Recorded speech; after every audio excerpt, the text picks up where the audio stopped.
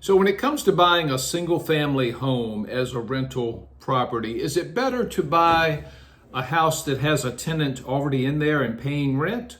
Or is it better to buy one that's vacant and ready for you to do your own thing? I would say, in comparing the two, that the second is the better of the two. Why would I say that? Well, if you buy a house with a tenant already in place, you didn't choose the tenant.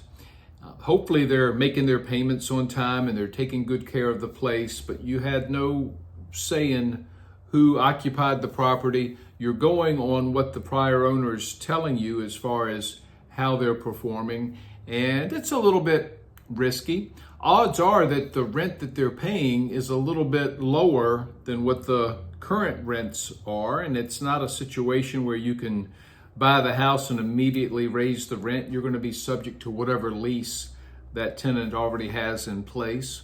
If the house needs some work done to it, it's not easy to get in there and do that while the tenant is there. If there's an advantage, I guess it's immediate income of some sorts. And if everything checks out perfect with that tenant, maybe that's a good way to buy the house.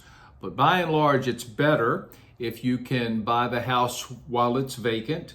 You might even sign a contract while the tenant's in there, but the lease is about to run out, and part of your contract is that the house is to be vacated prior to closing. Then when you get it, you can go in, you can give it some fresh paint, you can make whatever improvements you need, you can choose your own tenant according to your own standards, you can make sure the rent is at its current market rate, and things tend to work out a little better going that route.